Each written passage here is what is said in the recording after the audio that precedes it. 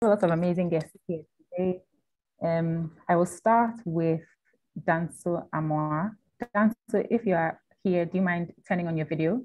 My video is already on, Idris. Thank you. Okay, yes, I can see you now. And then we also have Kezia. I can see that Kezia's video is on. Hi, Kezia, welcome.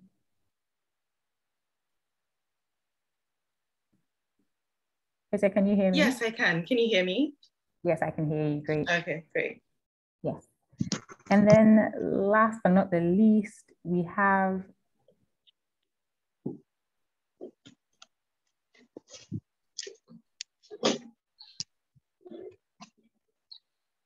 Frederick Abu Bonsra. Frederick, are you here with us? Hi, Idris, I'm here. Good evening. Hi, Frederick. Good evening. It's nice to see you. Welcome. Thank you. Thank you, everyone, for joining. My name is Idris India. Usually, Onesmus hosts the show, but I'm taking over for him today. Welcome to all our guests. So today we're talking about pursuing a master's abroad. And so we have three amazing guests who are currently pursuing their master's abroad at Ivy League schools in the UK and in America. And so they are basically going to talk about how they managed to do this and what you can do if it's something that you are considering doing. And so I'm going to start with Danso. We just want to get to know our guests. So I'll start with Danso. Danso, how was your upbringing? What schools did you go to and what led you to law? Okay, thank you very much, and good afternoon, good evening to you there. So I mean, I grew up in the central region from my hometown. That's where I grew up. I mean, where we would call your hometown, that's where your parents come from. So I was born there. I was born in a town called Chufo-Mampong. It's in the central region. Unconventionally, or unlike people would expect, my people don't speak Fanti, we speak Tree. So we are just a very small group of people, and we're in the central region, we speak Tree. So that's where I was born. That's where I grew up, and I lived for 15 years. So I schooled there. I mean, I had my basic education there. At the time when I was, relocating from there, I was done with junior high school. So I went to a school called Top School. And this was by a company that was into processing of palm oil. So they had a school there, and that was the school I attended. So I attended there. Actually, I started from a daycare in my school, in my hometown, which was called the, Kunedu Ajima Rollins, Her Excellency had these schools during the PNDC era. They were called the 31st December Movement Daycare Centers. So one of them, that was when I started. So I was there for just like a year, and then I moved on to Top School to start, kindergarten. So and then I moved on. I was at Top School for the rest, primary and JHS. And then I wrote BEC. So I wrote BEC there. Just when our results were almost out, my father was transferred and he had a promotion. So we had to relocate. So, I went to Oga School. Oga School was the place that I naturally gravitated towards because I'm a staunch Catholic. I grew up knowing Oga School, and my dad had at a point in time in his life taught in Oga School. So I knew so much about Oga School to the extent that I chose Oga School as first choice. I chose as second choice, first choice science, second choice business. And I think I chose Ghana National, and I chose some school that I've forgotten, as my fourth choice because I just needed to pick it. So, as you would see, I chose science and I chose business. It just means that typically art was really not in the league. Even though it was something that came to me, it was really not part of my plans. And also it was because, unlike a lot of my contemporaries, I didn't know what I wanted to do in life. Those times, if you told me that once in life, is there a way to? Those times, if you told me that, what did you want to do in life? I may probably just tell you something that somebody had told me or my parents had suggested was good. So yes, science was good because I was told people who were really good in school read science. So yes, I was going to read science. And so at certain points in my life, I wanted to be a doctor. At certain points, I wanted to be an engineer because those were in the science field. And at a point where I was so sure I really wanted to do something, I said I wanted to be a cardiologist. And actually that was because I had read something on Dr. Frimpong Boateng And I mean, wonderful things he had done in Germany, and had come to Ghana to start the cardiothoracic center at Osu. So, Kolebu, sorry, all those things were what attracted me. So, but eventually I would go to Ogasco, and one of the reasons why I went to Ogasco too was because I wanted to do National Science and Maths quiz. I mean, before I went to Ogasco, I'm sure I probably am the only person, if there's another person I would want to know, who, even before I went to Ogasco, I joined the quiz team to go for the 2008 National Science and Maths quiz. So I was I was with a team. It's not like I was a team member, but I was with a team when they were at Legon. I slept in the same room with them. I had the same food. I attended all the contests. So I had very good understanding of the nuances of National Science and Maths quiz and everything. So when I was going to Ogasco, that was really what I wanted to do. I cared much more about National Science and Maths quiz than even grades. So in my first year, that was really what it was. Can I ask you, with all this and starting with science and going through all these other parts, how did you eventually decide that you wanted to do law? So that's where I'm coming to. Thank you. Okay. So, I started science, I was doing quite well. So after going to, with the science and maths quiz team, I'd seen all the people. Unlike people who were saying it, I was there in the room. That year, I think Ogasco had lost to Qatar, the quarterfinal. I saw the emotions and everything that happened. So I had quite very good understanding. When I got to Ogasco first year, it was all about science and maths quiz, and probably get good grades at WASI that would help me to get whatever program I had to do. So science and maths quiz first, grades at WASI second.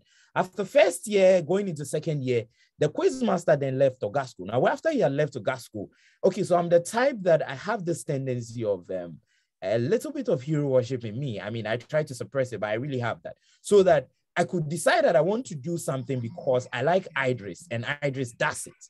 And I don't have any other reason. So now, then I'll create a mental image and I'll make the thing very big in my mind. And I'll convince myself that that's really what I want to do. And then I move.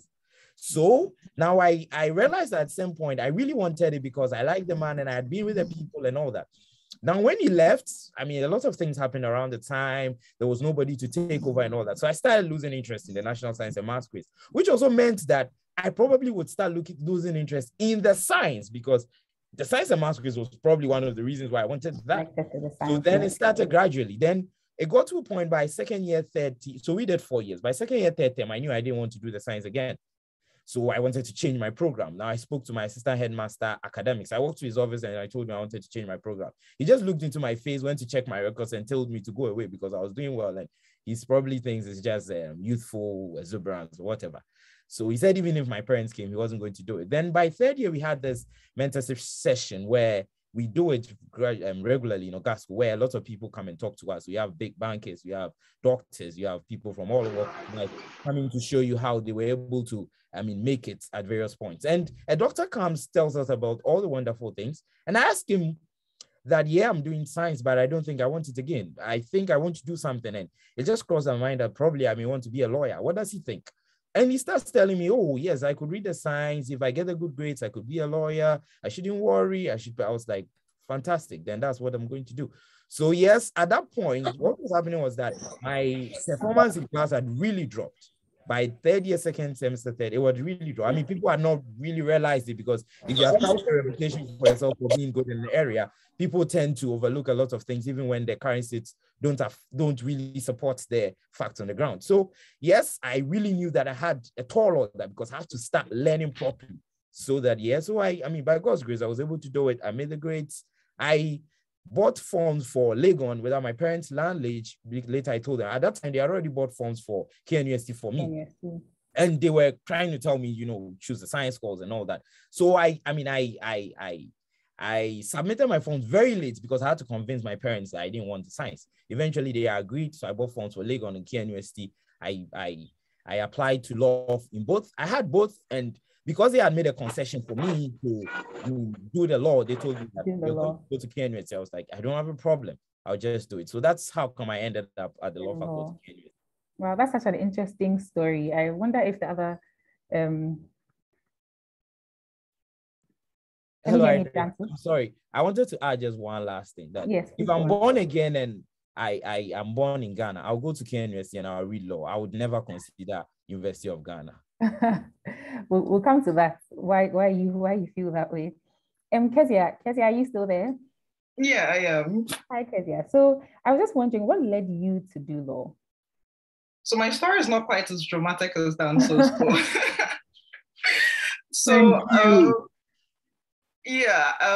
I started my primary school education at St. George's Educational School, which is in Kumasi.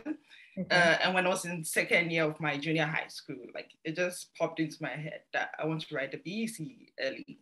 So that was it. And when I wrote, I got into Asanteman, and everybody convinced me that why don't you wait for one more year and you probably get into the top schools as they claim, Louis, Yasantua, something more like fitting of the standards that he had set. But I didn't mind because Asanteman was good in business, which is what I wanted to do then. And it was close to my house. I could get extra classes done if I felt like the school standard was not up to what it should be. So I didn't mind. I just went to Asanteman and I was quite happy about it. But after I finished senior high school, that was the problem. Like deciding on the course I wanted to do. Because business administration didn't really seem like what I would enjoy at all. And that seems to be like the top course that people in business would normally jeer for. So in the end, I just decided to ask myself, like, what would play to my strengths? What would use the things I'm good at, which is reading, analysis, writing, like what are my strong points? And it was definitely law, which played to my strengths too. And that's why I decided to do law. And for KNUST, I think that was a sellout because I applied to just KNUST. That was it. It was that or nothing else. So yeah. Wow. Okay. Thank you. I'm just going to remind everyone that when you join, kindly mute your microphone so that this can go smoothly. So I'll just move on to Frederick now. Frederick, are you still with us? Hello, I'm here. Hi, Frederick. So what's your story? How do I pronounce your name, please? Idris. Idris, okay. Yes. I don't like being called Frederick. Please call me Bonsra. Bonsra, that's fine. Bonsra. So how did you get into law? Okay, so I'm dressed like this because I'm going for another program right after this. Oh, okay. So I need to leave at 7 on the dot. So please don't let down to talk too much. If you leave me, keep talking. So please moderate him. I'll tell him. Okay. So I also went to Asanteman like Kezia. Okay. Yeah. So I grew up in. Please go ahead. I'll mute anyone who just has their microphone on. Okay. So I grew up in a Muslim community, Ezongo. Yeah. So that's where I grew up. So I went to what we call international school, but which is not really an international school for my primary studies. Then I went to Asamasi Methodist for my junior high. And I remember when I was applying to SHS, I didn't know what SHS I wanted to go to. I actually wasn't supposed to go to SHS. So my education was supposed to have ended at junior high school. I was supposed to get a job right after BHS. So I only chose, I think I only chose the 4 or 6 schools. I chose the exact 4 or 6 schools that a friend of mine chose, the exact same thing. I think it was Kumasi and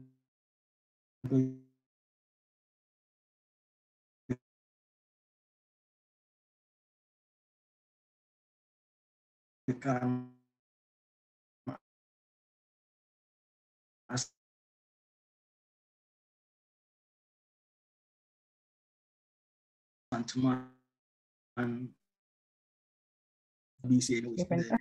Being so good, I was working when my dad came, like, yeah, you're going to school next week, so get ready. Like, okay. So I got Asanteman. I went to Asanteman for 4 years. Again, because I wasn't supposed to go to high school, university was even out for me, so I wasn't even considering it. But I was doing well, and a couple of my mates, I think in Form 3, wrote the NOVDEC. and they did quite well, but I thought, well, I can do better than that. So I started saving to write NOVDEC, not to go to school or anything like that. To write NOVDEC just like my friends had done. I wanted to just prove that to myself. But at the time I got enough money to do the NOVDEC, we were already in Form 4 preparing for WASI. Yeah. So I decided to hold on for a while before deciding whether or not it was even necessary to buy the NOVDEC forms. So I think after our 5th paper, so in WASI, I was concerned about 2 papers that I wasn't good in, core math and integrated science. And we wrote integrated science. I think that was the first paper. And the 5th paper was core math. And I felt both papers went great for me. So the remaining 3 papers were economics, and I felt I can easily do this. So let me just.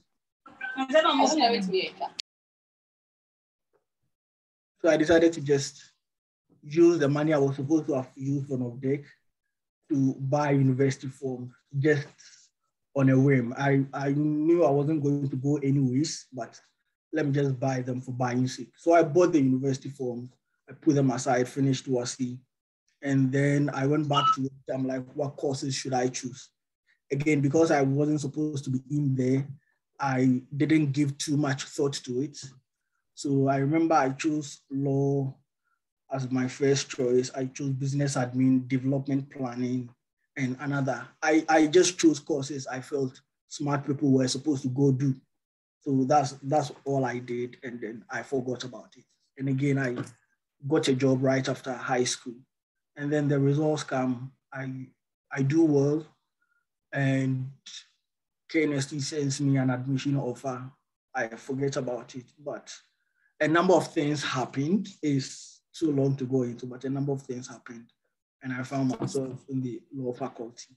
But if I had any control or any choice to do it all over again like that, so I'll go to the exact same schools I went to, and I'll do the exact same courses I did. Yes, you did. I don't see myself doing anything other than law. Yeah. Wow, that's interesting. And so let's move the conversation forward to what we are really here to talk about today, and that is pursuing a master's abroad. I just want to ask, so when you finished the law school and you became lawyers, because I know that all of you are lawyers, what inspired you to go ahead and go into a master's? Because you know that for most lawyers, they tend to practice a little before they decide to go and pursue a master's. And because an LLM is very specific, it's not like an MBA, and it's a little different, people tend not to do it as quickly. So I'll start with Bonsra.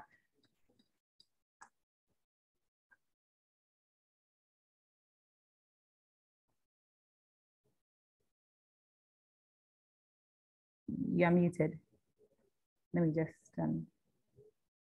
Yeah, thank you. Okay.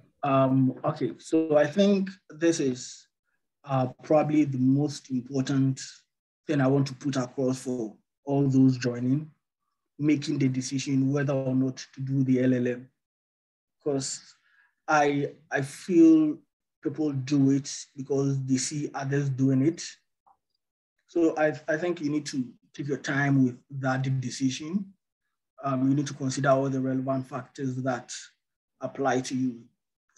Definitely don't do it just because you think others are doing it. You need to consider why do you want to pursue the LLM in the first place? Because it's something that as a lawyer, you really don't need. You really don't need the LLM. And if you want to gain expertise in an area or get a specialty, doing an LLM is not the way. Basically, I don't think there are so many other cheaper ways of becoming an expert in a particular area of law than doing an LLM. You can even decide to take online courses and just get the knowledge in that field. You can decide to find a lawyer who practices in that area to mentor you. You really don't need the LLM. So if you are considering doing the LLM, you need to first and foremost find out for yourself, why do you want to do this? And then afterwards, you need to figure out which country, which school, and all those things can come. Like I said, you need to consider your peculiar circumstances. For example, if you are married or you have kids or you have some sort of attachment that would prevent you from traveling, you need to consider yourself, yes, I want to do the LLM, but why can't I do it in Legon or KNST or Gimpa? Why do I necessarily want to go abroad? So you need to consider all those things. I mean, the marriage and the case thing, you can still, it's not impossible to have those and then still go abroad, but it makes it a bit complicated. So for me, I always knew I wanted to do the LLM.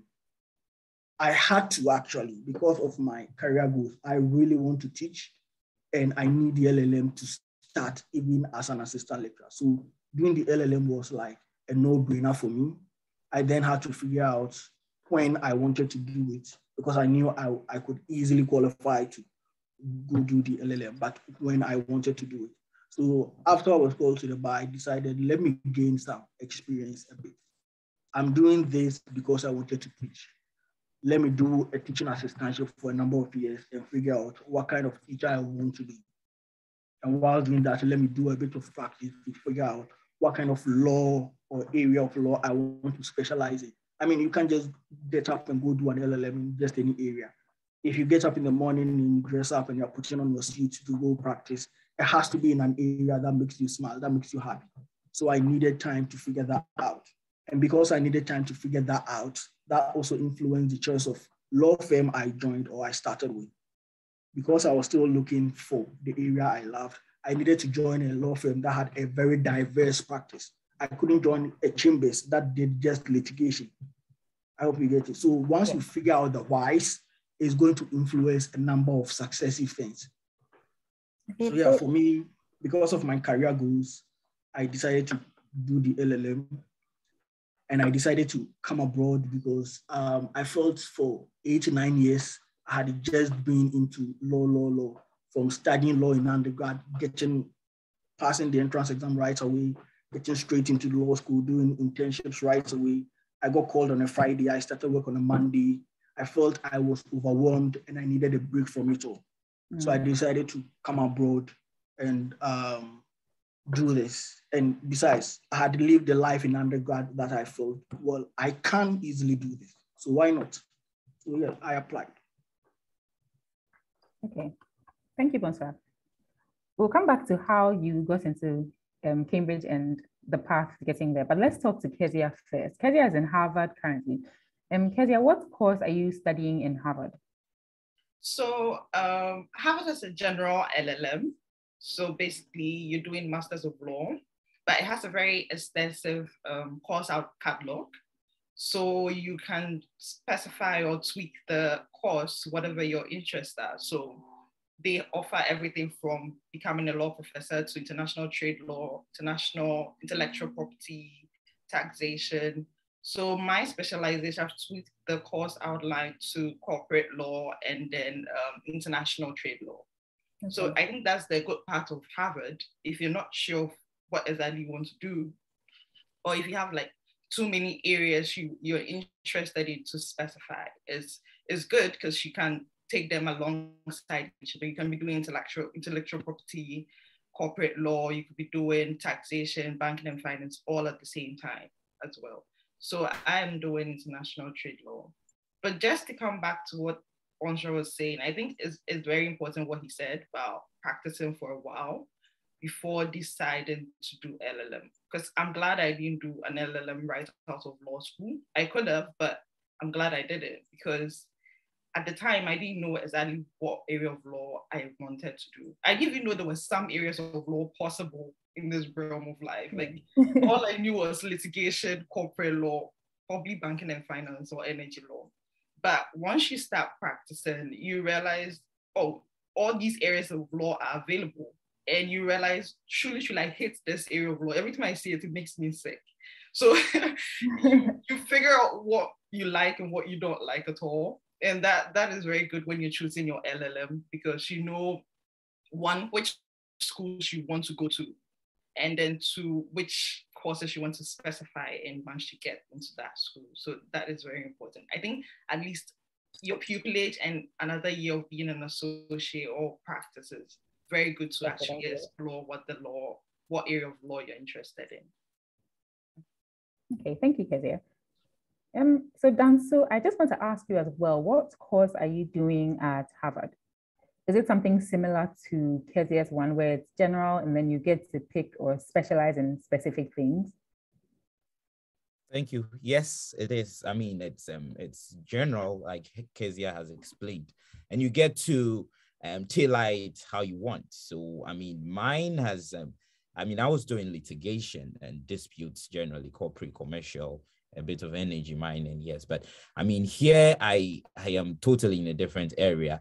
The only thing that probably is a bit close is that I do something, I mean, mine is not like trade law, like Kezia. I'm trying to do trade policy and I'm trying to do China studies or Africa-China relations. I'm trying to do a bit of development and political economy. So for me, it is maybe more like trying to discover yourself. I think really that is just my life, how my life has been.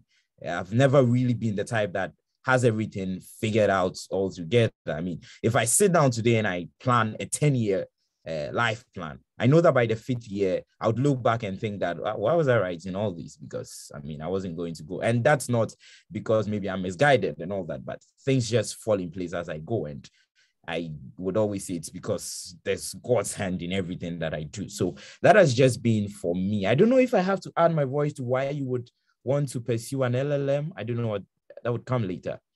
You can briefly talk about that.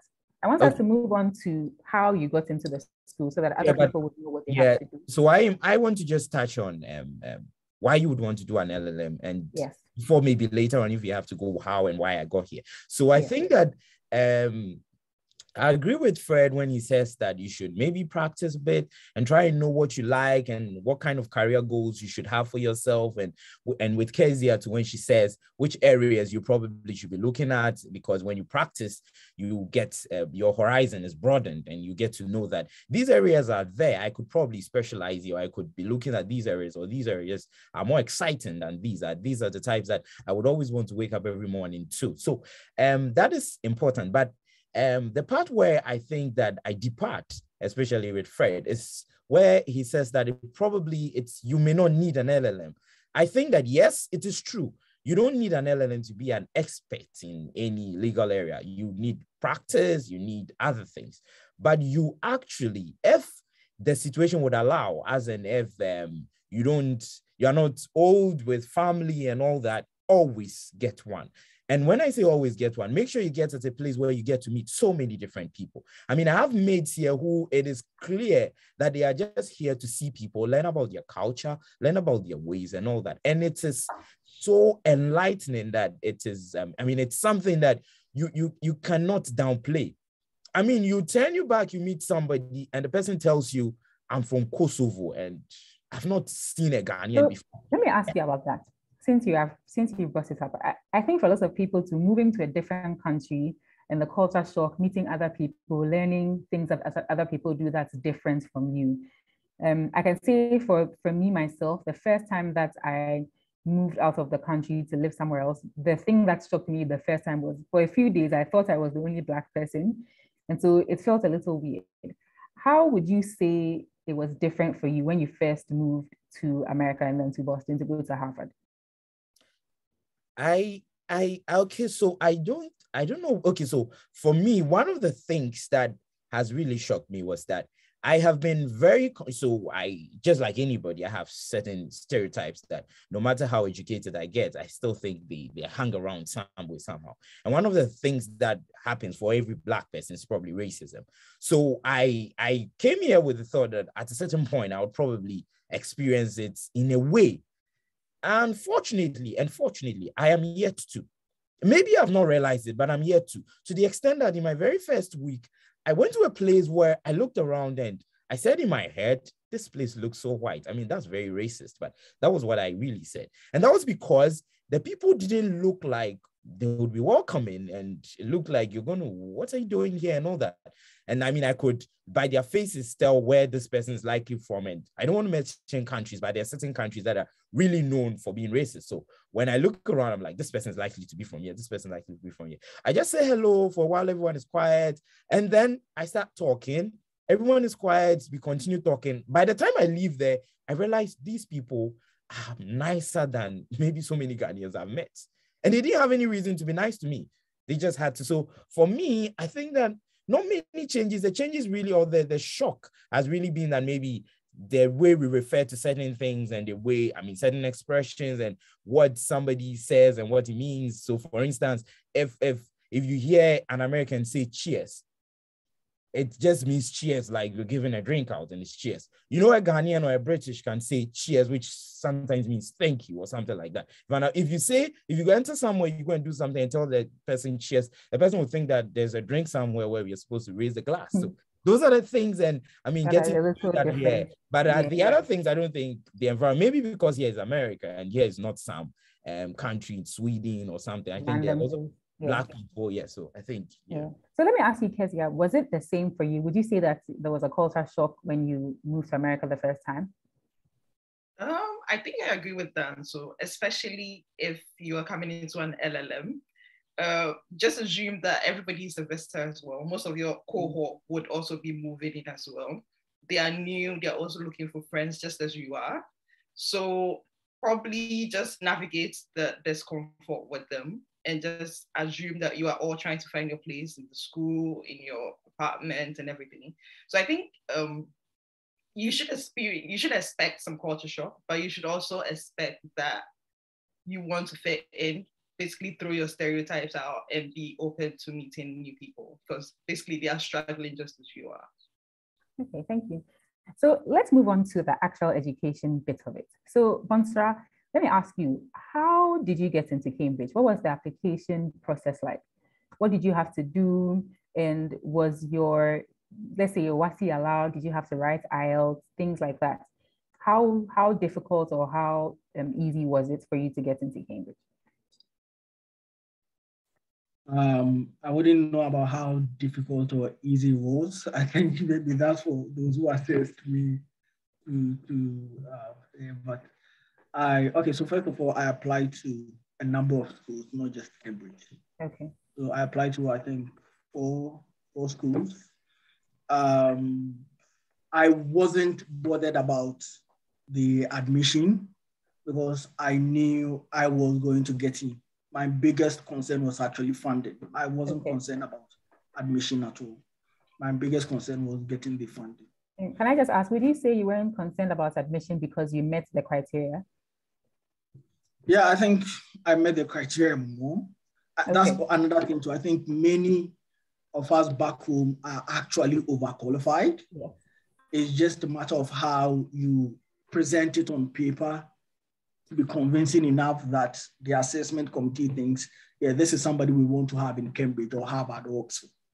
But I think so many people, off the top of my head, I can picture so many people I know who are totally overqualified for LLM admissions at least.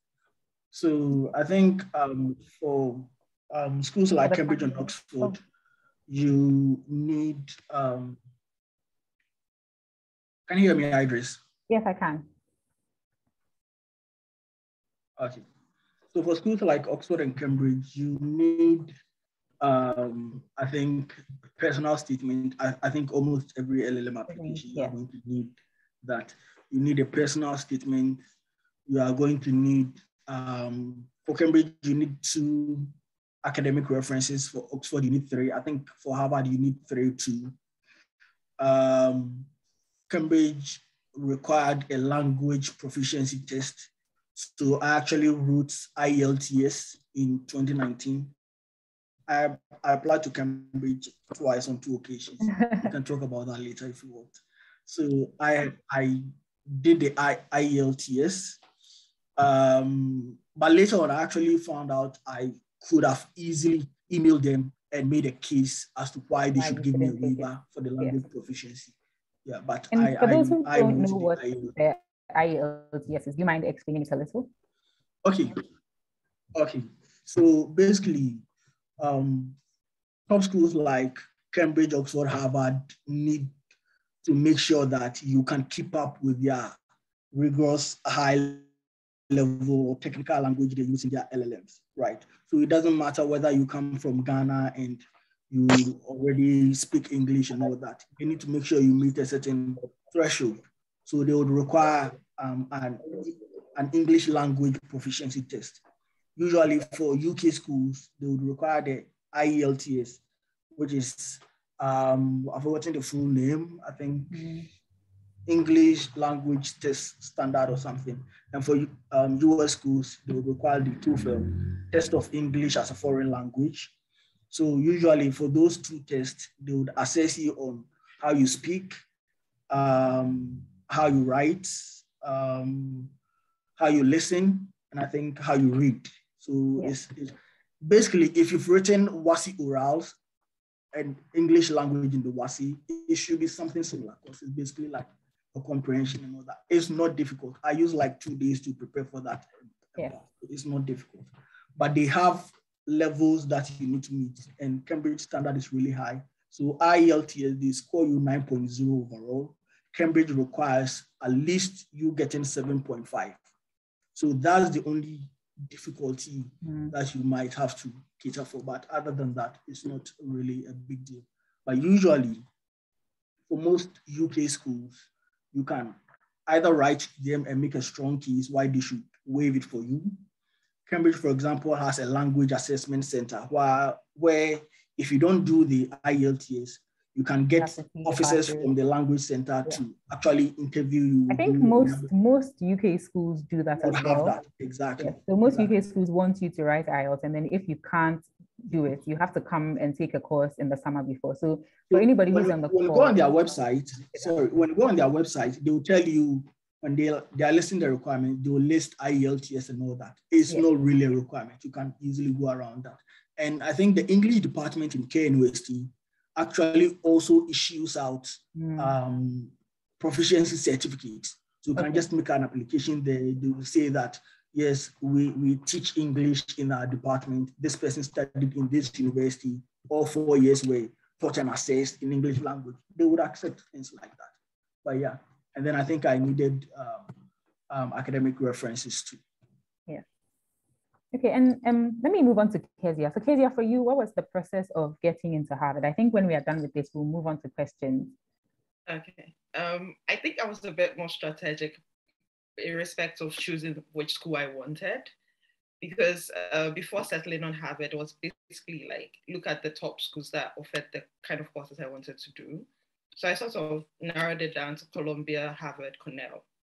And on that point, like, I would emphasize that it's very important that you spend a bit of time researching the schools you want to go to, because some schools are popular, like Harvard, Princeton, Yale, but it doesn't mean that they are very good at what you want to do. So probably if you wanted to do tax law, if I wanted to do tax law, I would have chosen NYU, because NYU compared to Harvard in the tax law area, probably NYU oversees Harvard. So it's very important that you spend a bit of time researching the kind of courses you want to do and which schools are the best at it. So finally, when I decided on Harvard, Columbia, Cornell, I did a checklist or like a schedule with all the requirements I needed for each school, just so that it can be like a checklist for you. As you go along, you can just take it along. So focusing mainly on Harvard, you would need your resume, a CV. You would need a personal statement where basically you talk a bit about yourself, why you do law, why you're interested in coming to Harvard. And then along with the personal statement, you need to write a thesis. Harvard wants you to write like a short essay on a legal topic. I think the cutoff point is 1,500 words together with a personal statement. So you can choose any legal topic you can think of. Legal aid, I chose local content requirement in Ghanaian law. So you can choose any topic you think of and then write about it, just to demonstrate that you have an interest in the legal area you're applying for. And then after that, you need to get recommendations, as that sponsor said. You need 2 to 5 academic and professional recommendations. I think if you've worked for a while, your professional recommendations is very important. You need to get at least a partner or someone you've worked with before to give a recommendation along with your academic recommendations. And this is, I think, the step that you should focus on early in your application, because you are relying on other people to do it for you. You probably ask a couple of people to get it for you and expect them to get it back to you in time for the deadline. So it's very important that you probably ask them first before you start working on the other aspects of your application. So just talk to them, know that you need a recommendation, and then you start working on your personal statement or your legal essay. And then apart from the recommendations, I submitted, I wrote the TOEFL. Okay. But it wasn't necessary. It was a mistake. So probably this is like a public announcement. It wasn't necessary at all because it's listed as a requirement.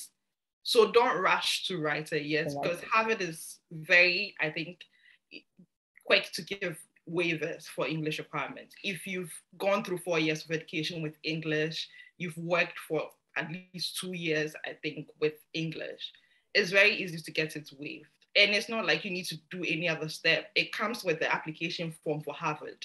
They have a section where they ask you, do you want a waiver? Give reasons, and you basically set it out. And they usually would give you a waiver. So TOEFL wasn't necessary at all. But it depends on the school as well, because even though Harvard was very okay with the waiver, Columbia did not give waivers at all. Okay. Yeah, so I used my TOEFL for Columbia, but if I was applying specifically just for Harvard, I wouldn't have needed the TOEFL results at all. So yeah, I think those were the only things you needed. Okay. And Dancy, would you say that was the same for you? What was the process like for applying and getting into Harvard? Okay, yeah, I mean, just as Kezia has said, I mean, I had similar, experience, except that I didn't have the luxury of thinking about maybe the number of recommendations I had to get, and then 2, also considering about English proficiency and all that. I just, for some reason, I think I read somewhere that I could just get a waiver, so I wasn't concerned about TOEFL and all those. I'm sure if I had to do it, I probably had delayed my application because those things kind of annoy me. That's true. Yes. So, I mean, I did 2 recommendations because I needed to get things through. I was almost lagging behind when it came to that. So I did just 2. One was academic, one was professional. And then, yes, the 1,500, as she said, except that it's divided into 2. A part is you telling them about yourself and what you've been doing with your life and why you've chosen to do an LLM and why you chose Harvard.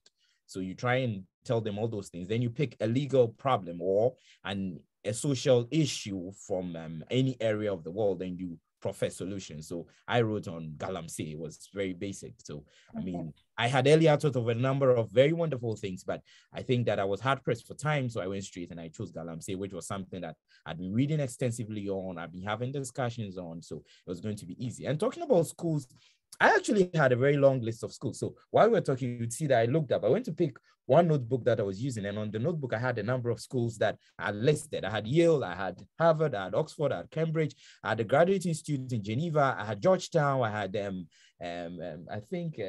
had Stanford, I had NYU, I had Cornell. So I kept on just striking them out. So I got to a point I was just left with Harvard and Stanford. And at a certain point, I thought where all I wanted to do was to go to Stanford, but I had an issue with my Stanford application. So at a certain point, I had just one option. So it means I just had to go to my God and put in my all in just that one application. So yes, and luckily for me, I had it. So for me, that was just, but and in choosing Harvard, it was because one, I had at a certain point wanted to do 2 LLMs or 2 graduate degrees for whatever, and one of them had to be in a big school. So one was going to be about the school and the network and the connections, and the other one was going to be about a specialization. Now, at a certain point, I wasn't sure what I wanted to specialize in, but I needed the big name and the big school, that one anytime, anywhere. And at a certain point when I had to look at all that, I thought Harvard was a great place to do so. I was left with Harvard and Stanford because Stanford, just because Steve Jobs is like, one of the greatest people I've ever, if he was a Christian, he would probably be my patron saint. And Steve Jobs has a good connection with Stanford. So it meant that it's just that hero worship kind of thing in me. So I was gravitated. But at a certain point, it was very clear that Harvard was, so much bigger than Stanford, to tell the truth. So I needed that kind of environment. I meet new people. I have room to, so luckily for me, Harvard, you tailor it how you want. So I have room to discover, do whatever I want, know what I want to, and then so it just fitted what I wanted to be doing. You wanted to do. I found myself, yeah. Idris, sorry, just to cut you off. I think we're too vague with the personal statements as well.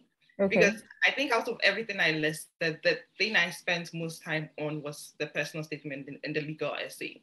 It can take months just to decide on what you want to do and then actually write in it. And people usually ask you, oh, can you give me your personal statement as a sample so that I can refer to it? And that's a good starting point as well. But you need to be careful about which personal statement you're taking. Because I realized very quickly that UK personal statements and US personal statements are very different. Yes. Because something like Oxford will probably tell you to give a statement of purpose. And a statement of purpose is substantially different from a personal statement, because with a statement of purpose, you're talking about which area of law you've interacted with in the past, why you want to do that area of law now, what probably your thesis is going to be about, what you'll be doing with the LLM. But the US personal statement is basically on the personal level. They want you to talk about who you are as a person, the experiences you've had in the past, which has brought you to this point. So people write about the silliest things in their personal statements, probably a school trip they took in the past, their younger siblings, like it could be anything as well. So if you're probably applying for Oxford or Cambridge, please, you need to be careful about whose personal statements you are referring to as a sample. I think that's a good point to make. Because, can I come in, Idris? Yes, you can. I'm not a supporter of you taking somebody's personal statement to have a look at. I mean, so many people have asked me if I can send them my personal statements. Okay, so Cambridge doesn't technically use personal statement. They'll just tell you what are your reasons for applying. So it makes it easier that way.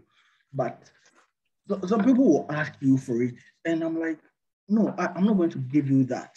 Somebody actually asked me if I can send my entire application. Like, I'm like, really? So what I'll do is, I mean, it's personal for a reason. It's your personal statement. I had a friend at one of these institutions that help people put together graduate applications. Yeah, I know the name, but I just don't want to mention. And I used to visit that friend of mine anytime I went for lunch, and you'll be there, somebody will come. My friend will run the person through, you need this, you need this, you need to write a personal statement. And people will be like, can you write it for me? I'm like, that's clear evidence you're not ready to do graduate studies. I mean, if you can't write your own personal statement. So I don't think you should ask to see a copy of anybody's personal statement. Write your own, let somebody review it for you. I mean, that's, for me, nobody ever saw my application. Nobody reviewed anything for me. But I hear like people do that. And I've actually reviewed a number of personal statements. I mean, if whatever input I can make, I will make when I review it for you. I don't need to give you mine, so you tailor it and all that. So it has to be about you, personal, who you are, what have you done, what have you achieved so far, what do you want to do next, how is the program going to help you do that? Those are basically the broad themes that you need to look at, and do as many drafts as possible and start very early. That's the most important. Yeah, that's a good point. I just wanted to add that, Kezia mentioned that UK personal statements are quite different from American ones. And I think that's a good point to note, because in the UK, they're usually very focused on why you want to do the course. And so that's one of the main questions. Whereas in American schools, they tend to ask you about your personal life and how you've developed in your career so far and things along those lines. So let's talk. One thing I've noticed is UK schools, especially Oxford and Cambridge, focus on your academics a lot. Yes. They will focus a lot on your academics. If they will consider extracurriculars, it will be for funding purposes, maybe, but they focus a lot on your academics, whereas US schools look at the complete package. So I think that's another thing people should. That's very true. Yes, that's very true. I think that's something you see for undergrad abroad as well. They focus more on your academics in the UK. And so if it's something that you're looking to, for the people on the call, do your master's in the UK, you have to consider academics a lot. So I want to talk about funding. Let's start from Danso. Danso, how would you say that you funded your education? I suppose you're talking about the LLM and not. Yes, the LLM, not in general, just the LLM. I mean, yeah, and just before I go to that, I want to just add my voice to that. They've captured perfectly. I think in America, they want to look at you as a person and look beyond what you probably may have gotten. So for instance, I think the Cambridge, they have two types of LLM, Bonshara can correct me, but for both, you need a first class. Oxford to MSc in law and finance, MPhil in law, most of those, you just need a first class. So somebody like me doesn't even have the basics for an LLM in Cambridge or an Oxford MSc in finance. I mean, maybe other degrees, but those ones, it's strictly first class. It doesn't matter who you are, what you've done. But my class is very diverse. People have just been doing anything and everything because they want to build the next political leaders, they're not business leaders, and they believe that really you don't need those too much to be good academically, but you should just be someone who has gone through life in a very holistic manner, considering your circumstances and all. So that's the broad difference. And you would also know that it reflects actually in everything we do here. In America, it's more like, yeah, let's get the thing done. I can go to class wearing a t-shirt, a law class and all that. I'm not sure Fred can easily be doing that around this place. So that's just how the American thing works like. So America is more relaxed. We want to know you, who you are, what you're doing. The UK thinks that no, we are this group of people, high level people and all that. So that's the kind of difference that works there. Now with funding, it depends on the school. First, the first place would obviously be maybe the government and all those scholarships they get. But if you're like me and your father doesn't have any of those big names, you would know that, realistically, nobody's What government are you talking about? The government of Ghana. That's what I'm saying. That if your surname is Amoa and it is not any of the other big Amoas and it's mine, or your surname is Abu Bonsha from Sawaba or whatever, you know that you're not packed. So just stay somewhere. But there are other, but those are also worth trying. Just knock on doors that you can. There are so many government scholarships actually, except that people sometimes are never able to access them, but there are a lot of them. Now, the other one would be that most of the schools actually offer scholarships. And for Harvard, they offer what they call them a need-based, like the scholarships need-based. So it's academic blind. They look at your application, they think we can offer you admission before they go on to consider how much are you going to need based on your circumstances. So that's actually probably also explain why they want to know you and you very well. So, and that also ties into the point where if you go and pick somebody's personal statement, you may probably end up giving yourself away, and they will know that, no, if you live this kind of life, you couldn't have had this kind of experience, you couldn't have been this kind of person you're telling us you are. So they will look at you, you've been working here, you probably have been earning this and all, they think that you probably may need this. And mostly they are quite generous. And sometimes, it's a blend. It's a grant plus a loan, a very, very flexible loan. The kind of loan that you can take and forget about the fact that you owe anybody. Because, sometimes spread over a 10-year period, you're paying very small sums. Sometimes too, you have to add up to it. And depending on your circumstance. So they look at all that. So, for a school like Harvard, that has, the greatest and the biggest endowment fund currently, you don't need to be too much bothered about money. I'm not saying money doesn't play a role, you need it, but I think it is much more difficult to get the admission than to fund it, because they will look at your circumstances. Unless you are not telling them the truth, which will be found out, you'll be able to find funding. Some other schools is quite difficult, like NYU, they give you 50%, and US LLMs are quite expensive. So if they give you 50% and you're looking for maybe $30,000 or something, it's quite difficult. So, but some of them to have certain funding that you need to search further to find out. So Cornell has this funding for African students. There are a lot of fellowships around. Yes. Sometimes you never get to know of them because, I don't know, for some reason, they are not publicized like they should be. So you can ask, send an email to the admissions of the school, send an email to the registrar, whoever, ask them, I'm from this place, I'm applying, I think I don't have the funding. What are the plans? What should I be looking at? Send the emails. So you see, unlike where we're from, as in Ghana, where nobody really minds you when you send an email, here they will reply you, they'll tell you. If it is a no, they will tell you. If it is a yes, they will tell you. If it is a yes and no, they will tell you. If it is, oh, we don't have it, but you can contact these people, or oh, we don't have it, we've had a number of Ghanaians who are on this kind of scholarship, so we think that you can find out, they will tell you. So it's actually all about asking the right questions, talking to people. Don't keep to yourself about some of these things. Yes, not everybody will be willing to share, but there are also a lot of people who are willing to share. Yes, Do Google searches, anything you see anywhere, talk about it, talk to the people who have gone through it. Someone that's gone to Cornell, you want to go to Cornell, and you don't want to ask them how they funded their degree. Someone has gone to NYU, someone has gone to Cambridge, Oxford. You want to go there. So you also want to know, how did they fund it? Don't assume they are very rich. I mean, Ghanaians, how many Ghanaians are really rich? I mean, we are not. So don't assume that it's because they are very rich. The people we actually assume they are rich are mostly not really rich. So you go ahead and you find out about all those, and you'll be able to know what kind of funding is good for you. They are mostly available. They are much more available than unavailable. Sometimes it's difficult, but I mean, you may have to give it a shot, go through it. And I believe that if you're very willing, and I mean, the dots are really aligned in that manner, they will connect some way, somehow. You find yourself where you want to find yourself. Okay, thank you, Danso. And so because of time, let me ask Bonsra, because he has to go soon.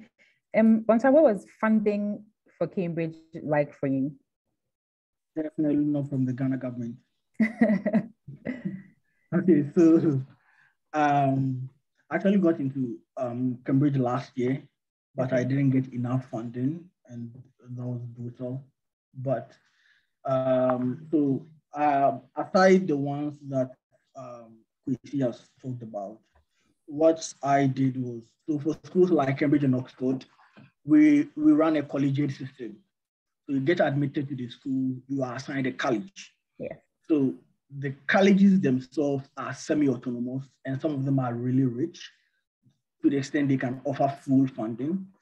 So that was what I did. I went to the websites. The websites have search tools that you can tailor your particular circumstances. So your nationality, the program you are going to be applying for, and all that.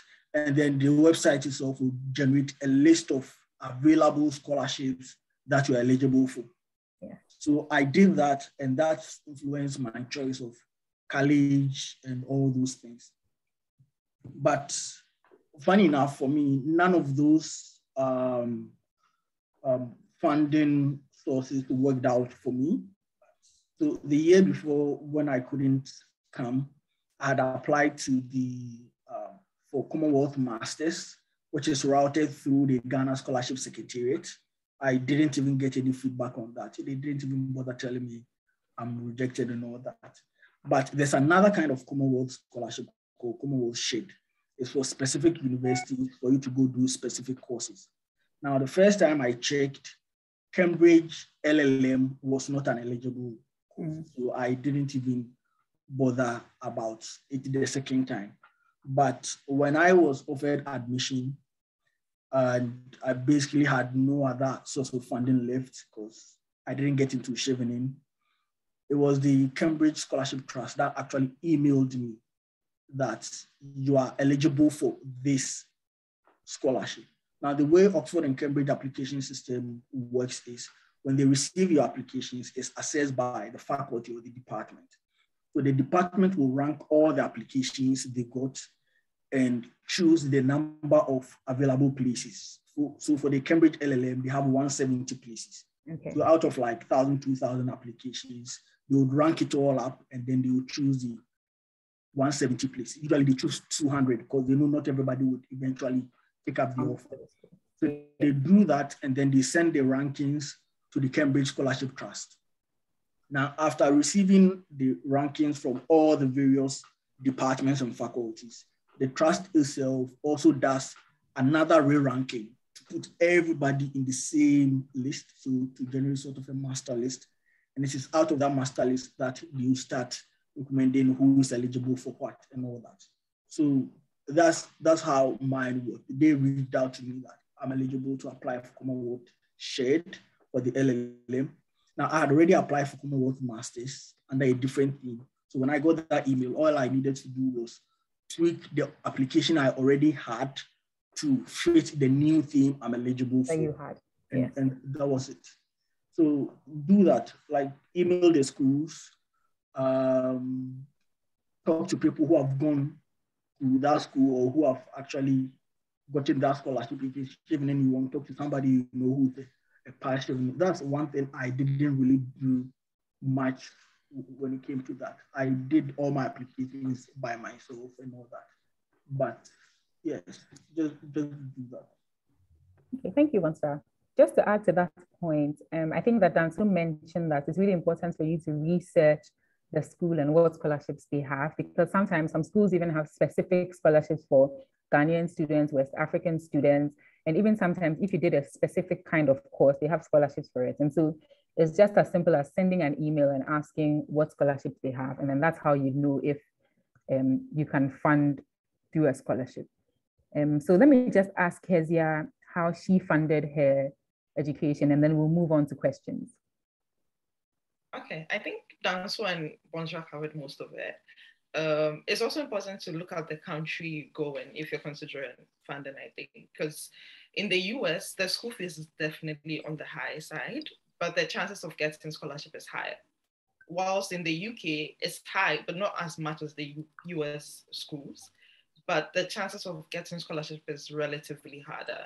So in Canada, scholarship is also available. So you have to like weigh the pros and cons when you're choosing the school and research the scholarships that they offer before you even start the application, I think, because I would rather not waste my time at all if I would get in and not get the funding I needed.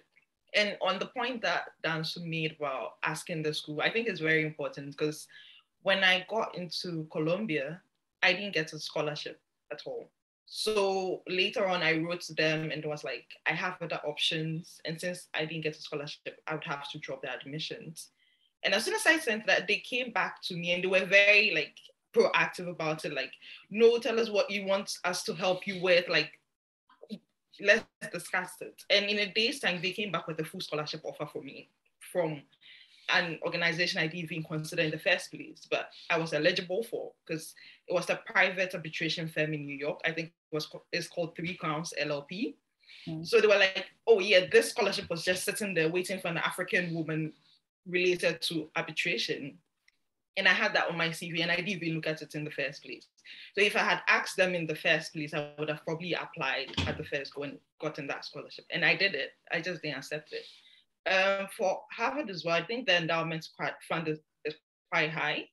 It's just a matter of taking your time to go through the scholarship, like the funding application.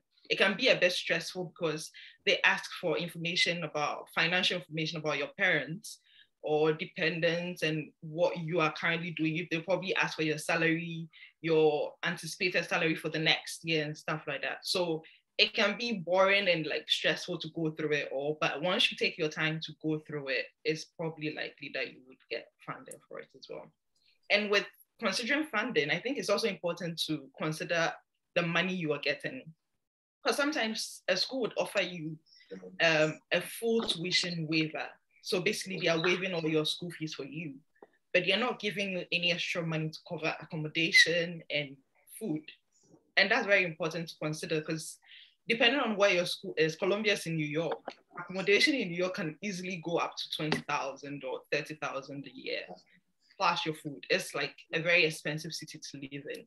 So even though I got a full tuition waiver for Colombia, it didn't make sense to go to Colombia because I would still need quite a substantial amount of money just to survive in Colombia, New York. Meanwhile, when I got into Harvard, it was a full tuition waiver plus extra money to cover accommodation and expenses. So you know you can actually survive. Plus the accommodation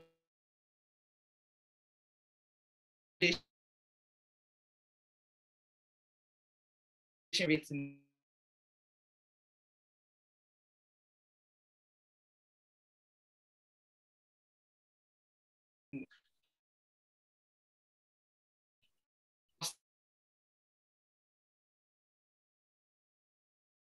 better than New York. As well, they give 20 hours a week, I believe, on your visa for working as well. So that's something that you can look into as well if you are considering the UK. And so before we move on to questions, I'm just going to take an ad from Lawyers Guide. A little bit on the funding. So, I mean, we are talking about funding and all that, But aside getting the admission, especially with the UK, where the admission is mostly based on your academics, for the funding, you need to consider your extracurricular activities, especially your leadership potential and your capacity to influence change. What have you done in the past? What roles have you previously held? And what benefits did society get from you doing that? That's going to be a massive plus for you when it comes to funding options. Like you just said, getting funding in the UK is really hard. So you need to consider that if there are participants who are still in school, then consider not just your academics and getting the first class, but consider joining a worthwhile course, consider joining committees and doing something tangible, not just room class, church room class, that triangle thing. Consider doing other things too. Yeah. Thank you so much, Bonsa. And so sorry, Bonsa, just to add to that, when we're talking about how we got into Harvard, I think that's when I skipped that. For schools like Harvard and Ivy Leagues in the US, extracurricular is like key to whatever you do. And so when I was applying, I suddenly thought back to what I did in undergrad in law school, and I realized I didn't do as much as I should have, like in addition to my extracurriculars. So I think what helped me was that I did Mooten, I did JESAP, I represented the Ken West in the JESAP competition in the US and South Africa. I did other stuff as well. But it's very important to build your CV now if you're interested in applying for an LLM. Do volunteer work. It doesn't have to be school related. You could literally be doing anything. I have classmates who worked with animal rescue. You could be doing library donations. It could literally be any volunteer work you can think of, just to build your CV and show that you're interested in more than just the law and you can make a social impact. Thank you, Kezia. Thank you so much. So we'll just take a word from our sponsors quickly, and then we'll ask questions.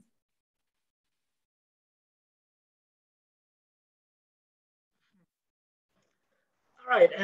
It's so gratifying to see my people here. I think I know I have a personal relation with almost everyone here, with the exception of Kezia, who I met through Danso. And so it's more satisfaction to see all of you, and knowing that you're also contributing to the general public on how to get to that standards you are now. So in terms of our sponsors, we are sponsored by some companies. The first one is Kemathi and Partners. Kemathi acknowledges the work that the Lawyers Diary is doing, and they've pledged their allegiance and support for a good cause. And so we are grateful to Kemathi and Partners, and we are looking forward to having Kemathi himself on the show in one of the sessions that we'll fix for him. And then aside Kemathi and Partners, we are also sponsored by Enos Travels. Enos Travel is located at One Airport Square, and they take care of most of the visa assistance, assist students in applying for LLMs abroad. So their numbers have been displayed on the screen. And so if you're a student, if you're an LLB student who want to go to the Harvard, the Stanford, the Yale, if you contact Enos Travel, they can also assist you with visa assistance after you've had your admission.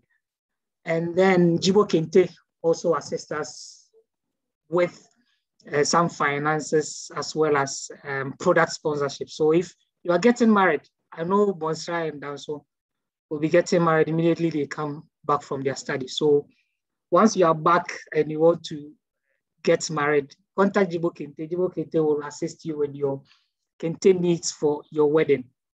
And with Enos Travel on the 3rd to the 5th of December, 3rd is a national holiday. So there's a Kwahu tour, which Enos Travel is organizing to the Eastern region, Kwahu to be precise, from the 3rd to the 5th of December. If you are interested in having a weekend away from the stressy place of Accra, Enos Travel is there to assist you with a weekend getaway. And then the last but not the least, our freshest sponsors who signed on to the Lawyer's Diary last week is Pinpoint iStore. Pinpoint iStore. Pinpoint iStore is located in Adum, Kumasi, but they do deliveries across the country. So if you need iPhone, iPods, iPads, AirPods, MacBooks, Apple Watch, and then accessories, the number is also displayed on the screen, 055303431. I would also put their flyers at the message section, but one of the most important things that we want is that we've displayed our social media handles, Lawyers Diary Global on Instagram, and then please subscribe to our YouTube, because anytime we are done with any session, we also upload it on YouTube. Today, I think we reached about 81 people. So I'm sure that after this session, we are going to have about 81 new subscribers on our YouTube channel. Thank you, Idris. Thank you. And then, I have a question. So once you are done, I'll go ahead and ask my question. Yeah, I'm good. We need a gown for me. To hit me for a gown. Yes. So since Onesmus was the last person to speak, do you mind asking your question first? Okay, so my first question is that I'm done with my LLB. I want to pursue an LLM. Is there a cap on my grades? Are you telling me that if I had, say, a second class lower, there's no way I can pursue an LLM in a top university? That's my first question.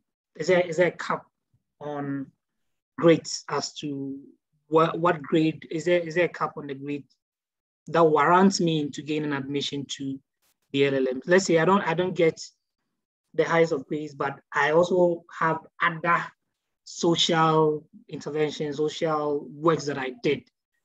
Is there a substitute, or the academic comes first and then the social is second? This is to Kezia. Or any person there. So I think academics definitely plays a part. I think we'll be lying if we say that like they don't consider academics, especially for the Ivy Leagues and top schools. But apart from Oxford and Cambridge, which has a cap, like a first class cap or an equivalent, you can't apply it. So like don't bother. You can, but you won't be admitted if you don't have a first class or an equivalent. And by equivalent, I meant something, if you have a different grading system in your school, which was the first class, yeah, then you can. But for Harvard, you don't need a first class. Most of my classmates, I don't think, have first class as their grade. But what you need to show is, if you don't have a first class, you need to play more to your strengths. So if you don't have a first class and you did mooting or debate, play to that, like talk about that a lot, talk yourself up about that. Or if you don't have a first class, but you've practiced for a while and you've done some notable cases, play to that strength. Or if you've done some internship, some court clerkships, or you've made a social impact in school, talk about that. Or if you're maybe into arbitration and you're more involved with organizations and student organizations in talking about like dealing with those subjects, play to those strengths rather than your academics, because you already know you are sort of lagging behind people who normally apply to Harvard. So play to things that they would normally not have as well. So I think, yeah, that would be my opinion. I don't know whether Idris, we have question. Yes, Dancer, you can go ahead. So I mean, I think I'm a typical example of what Kezia is trying to talk about. I mean, at a certain point, I think maybe I wasn't doing much of that, but I had led my life that way for a very long time, such that mostly, I mean, yes, I think I was doing quite well academically, but after I dipped in my science in SHS, I wasn't really thinking about academics and so much. And then I had people who, whether it was good or bad, give me that kind of advice that, oh, you want to be a lawyer? We think you'll be very good as an advocate, as an orator. You don't need to worry so much about this. Just pass the exams and move on. So yes, it got to a point when I had to look back. I was like, I'm not really good at this. And I mean, I loom large in the minds of a lot of people, but this aspect of my life may not help me. But I've done a lot of things. I was involved in so many things and I had a story. So if it is a US school, I mean, the Oxford and Cambridge and other UK schools would want, yes, first class, this. If it's a US schools, they actually want a story. So what have you been doing? You were born on this date, right from your birth. You've been doing this. You've been taking this leadership role. You've been doing this. You've been going here. You've been volunteering for this. Oh, okay, that is fantastic. We think that if you come here, you're going to meet these kinds of people from this side of the world who have also been doing this, and we are going to shape your worldview, broaden your horizon. When you go back there and you step out there, because of what you've known and how you've been doing your life, you're going to be this great guy, maybe in some public service, maybe the next policy maker, maybe the next guy that makes the deals for the big people, maybe the next professor that looks at things from the more practical view than the one that is always focused on what their doctrines and other things say. So it's a story. I can't say so much about the UK ones, but that is too much about what your academics tell you. But in the US schools and in Harvard and in Stanford, a lot of these US schools, it's a story. So your application, the entire application, yes, at certain places, they will ask you what you want to do. They'll ask you your grades. They'll ask you, all that must connect together. The dots, every part of your application must sync to form a certain story. So before they see you, they know that this is the kind of person we are looking at. So that said, if you think your academics is not good, don't be worrying yourself. Like, there's a part of the Harvard admission process where they ask you class rank and blah, blah, blah. I was telling someone, like, you were not first or second or third. If you go and find out from your school, that wasn't it. Why do you want to tell them? You don't know. And true, you don't know. You don't have to put in the trouble to go and tell it. While you've been occupying big position and you've been making change, why do you want to worry about class rank and lessen the impact your admission can have? So that's just what I want to add. Thank you, Dan. So let me just add that before Bonsuat goes on, let me just add that. So there are lots of other really good Russell Group schools in the UK, which Cambridge and Oxford are included in, but lots of other good schools that also take second class uppers and for some of them even second class lowers. And they also want to see that you have work experience and that you've put effort into the work that you've been doing. And so even if you had a second class lower or a second class upper, and then they see that you've worked for a few years, you have a good professional career, you've participated in lots of other things, you can still get into a very good school. That is not Oxford or Cambridge, but it's also a very good school. So that's something to consider for all the people who didn't get first class on the call. Yeah, so there are definitely so many great schools in the UK that a second class would qualify. But those two, they're like, okay, so for Oxford and Cambridge, depending on the circumstances, they might consider a strong upper, but a weak upper, no. A lower, definitely not. So I've met just one person who didn't have a first class.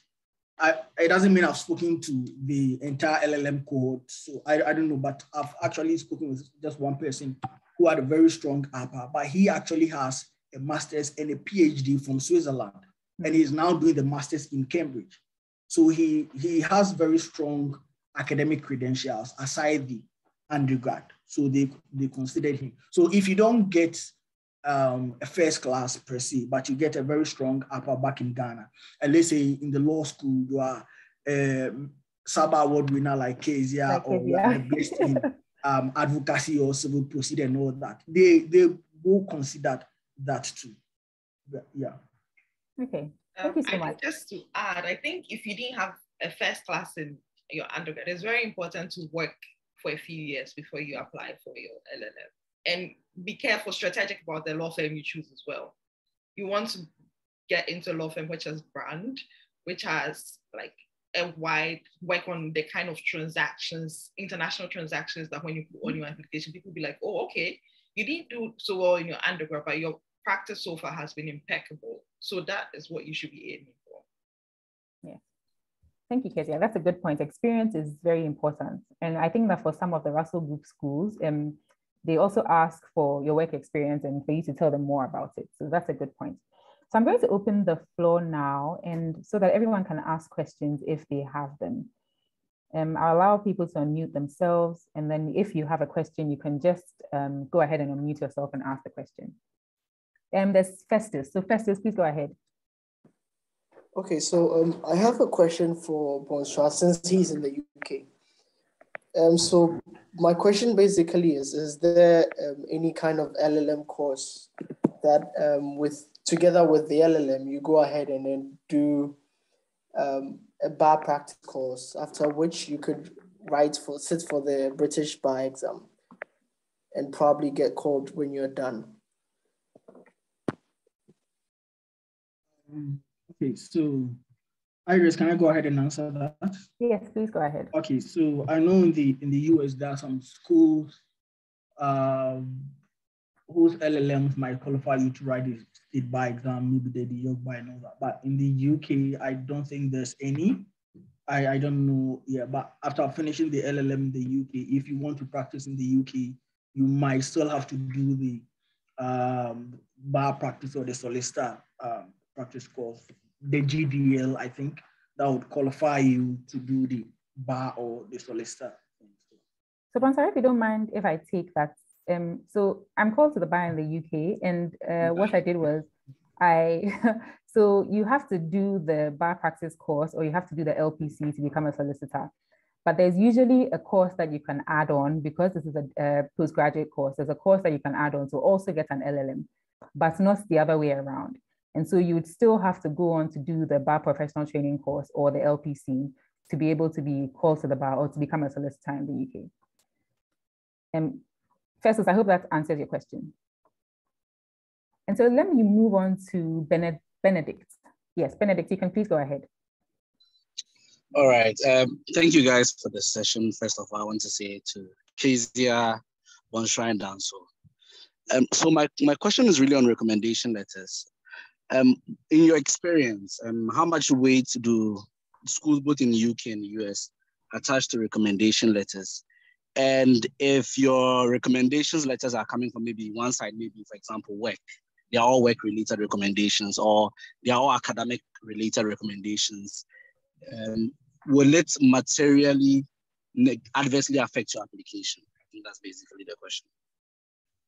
Iris, can I take that and then I'll just yes, please do. Please do. Okay, so in the UK, they definitely place premium on the recommendations.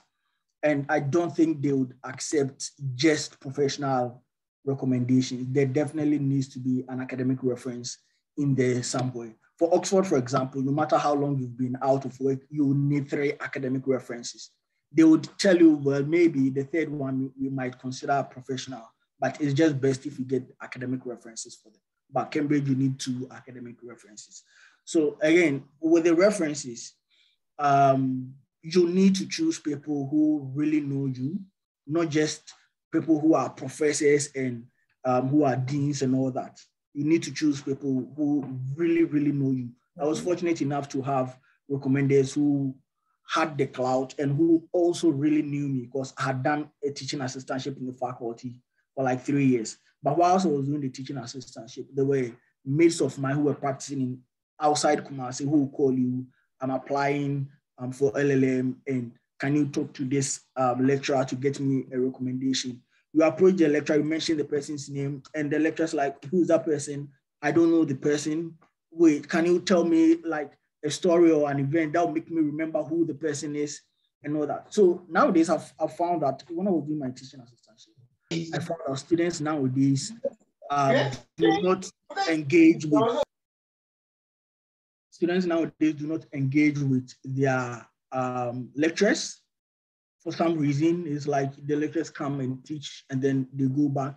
You hardly see students talking or discussing something with the lecturer, even if it is not related to law. I mean, it's not really ideal that you fear your lecturer or something. Their lectures are open, and when you approach them, you can find. I remember one student were in one lecturer's office and we're talking about random stuff, and we ended up discussing the Big Bang Theory, a sitcom.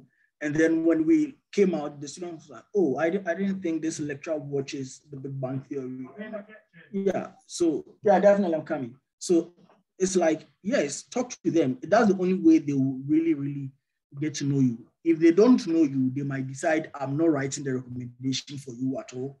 Or even if they do decide they're going to write it for you, it's going to be a really generic template, which really won't present you in the best or in the strongest possible light. So definitely keep in mind that. Let me add a few things and then I'll just zoom off. Sure, please do. So when you're applying, there's keep in mind that at some point, some school or some scholarship scheme might reject you.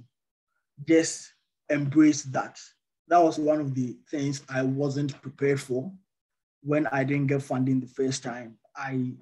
It was really, really tough, but you should expect that some schools might reject you, or some, even if they accept you, they might not give you funding. So once you expect that rejection, you ideally need to find a way of dealing with it, a coping mechanism of sorts, if it eventually happens. So my way of dealing with my rejection was telling myself, well, there's it's part of God's grander scheme for me. And in hindsight, it absolutely was. Me not coming to school last year was, I think, one of my biggest blessings last year. So you need to figure that out. I also surrounded myself with a very strong support system. I had friends, I had colleagues like who I really trusted and I could talk to privately. I had people in the office. I remember my senior was so pissed when I didn't get funding. I'm like, what the hell? She was like, what the hell is wrong with them? Do they know what they are missing out on and all that? And once you support yourself with people like that, it makes it easier for you to deal with the rejection if it ever comes. But yeah, it's something you should prepare for, no matter how good you think you are, or no matter how strong your application is. Okay, I need to go for my phone. Bye. Bye. I just wanted to add a point to what Bonsoir said in terms of the personal statements or the academic statements. It's actually very important that you get a lecturer or a professor who actually knows you, because a lot of the time they send the personal statement directly to the school. And so they give them a link and they send it directly to the school. And so you can't write what you want the lecturer to see. And for some of them, they might not even give you the opportunity. And so it's very important that you get somebody who knows you so that they don't write something generic for you. And I'm sure that if we ask Kezia and Dan, so they might agree with that, because I'm sure for US schools, they're the same.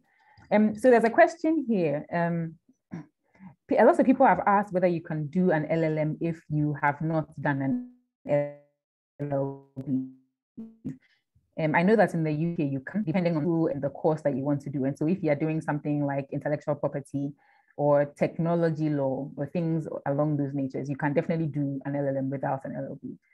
Kezia, you want to let us know how it is without an LLB, because I definitely have classmates who did not do an LLB at all. Yeah. But it's just more difficult because you need to prove that you're interested. Like, it makes sense that you are switching from the area or what you did in this point. So you need to show some correlation how you move from your area to this point. So you definitely have to show engagement with the law. Is it that you worked with a law firm? Is it that you've done something related to the law, which is why you want to switch now? So it will make your application harder, but as Danso said, it's a story. Once you tell a good story about why you're switching from your area to the law, it makes sense. You definitely. Yeah. And for those asking for email addresses, I have to ask the host if the participants if they're okay with that. And so giving their email address, and then we'll get back to you with the email addresses that you want. Do you have any more questions? If anyone has a question, they can put their hand up or just unmute themselves. Idris, I think some people have questions in the chat. Maybe you should check that. Yes, so there's a question here about doing an LLM if you haven't done an LLB. Someone says, with respect to funding, my research shows that you can qualify for training contracts as a graduate where a law firm will pay for an LLM and LPC. My question is, how accessible is this option to Ghanaian students? I think that has to do with the UK. I know that now people do training contracts before they do the LPC. And so you can actually go into the LPC through that route. I don't think I know much about this because I didn't do the LPC. But if you send a message to the Lawyer's Diaries, I can connect you with somebody who did, and then they can help you out. Yeah. And so that was from Nanado, I believe. Yeah, I think to add on to that, I don't know if it's very popular, but I know some UK classmates in our LLM cohorts who sort of moved from Oxford to Harvard. And from what they say, it's possible, but it's very difficult because getting a training contract in general is a very difficult process.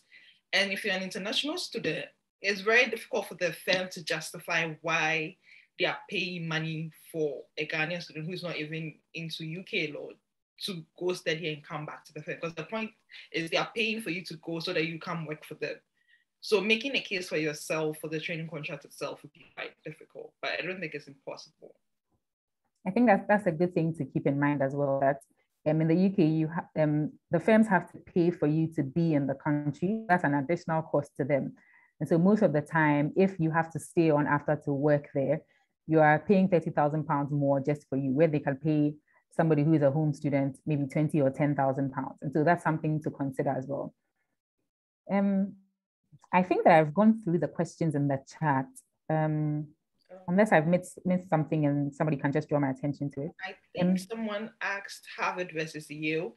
Was that I leave it for you to answer. Are you leaving it for me to answer? Let me answer that one. Yes, I'll leave it for you to answer. Okay, obviously, I mean, and when I say obviously, I mean, it's something that it goes without. You expect me to say Harvard, and I'm not just saying Harvard because I'm on Harvard, but it's just because it is Harvard. But on a more serious note, to answer your question, it's mostly about who you want to be and how you want your life and your career to be. I think that for an LLM, if you want to go to Yale, you should know that you're going to become an academic. Like you're going to be this professor who is giving lectures, who is sitting in the classroom, who is teaching. Really, that is who you want to be. So like Bonsra, Yale is good for him. But if you want to be like me, you want to go back to a law firm, or you want to do some public policy work, you want to do some public service, you want to be involved in some other exciting thing, then obviously Harvard is the place for you, because here you get to engage with so many people, all walks of life. I mean, the program is so open and the people are so diverse that you get to enter and go into it. So that's really, if you want to compare it in terms of LLM. And I mean, when it comes to social capital, it comes to everywhere. I mean, when you get to America, they themselves, they know. They are always going to say it. Yes, the old people probably sometimes have very nice grades, but when they meet at where it matters most in life, in their career, they know the Harvard carries what it is. So yes, thank you. Okay, thank you, Nancy. I agree with that. I think with Harvard, you have the option to take courses at all the other Harvard schools. So you can do courses at the Harvard Business School, Harvard School of Education, Harvard School of Design. You can even take courses at MIT, which is quite close to the school. So if you want to like explore and practice, probably Harvard, but academia, definitely Yale. And Yale takes a smaller number of people every year as well. So that's a consideration. Thank you for pointing that out. I wanted to also add that in the UK, they have taught LLMs and research LLMs. I don't know if that's how it is in America. And so that's something to consider as well. Where you're being taught, you have lecturers who come to class every day and then teach you something, and you're examined either by coursework or an exam. Whereas for research, it's very much like doing a PhD. And so you're researching everything yourself and then you're writing papers on it. And so that's something to consider as well. There was somebody who asked a question about age. As far as I know, I don't think there's an age limit to how old you have to be to do an LLM. I think in my class, I had people who were judges for 20 years, 30 years doing LLMs. So it doesn't really matter. There was a question from Jessica Jemfi. Jessica, can you kindly go ahead? Hi, good evening, everyone. I'm Jessica Jemfi. I'm based in the UK. I've actually I did my LLM at University of Reading in International Financial Regulation. I just wanted to say that in terms of people who are thinking about maybe qualifying in the UK, that the Solicitors Regulation Authority here in the UK have now introduced, some of you might be familiar with it, the SQE, which has just started this year, I think November, the first sitting for the exams.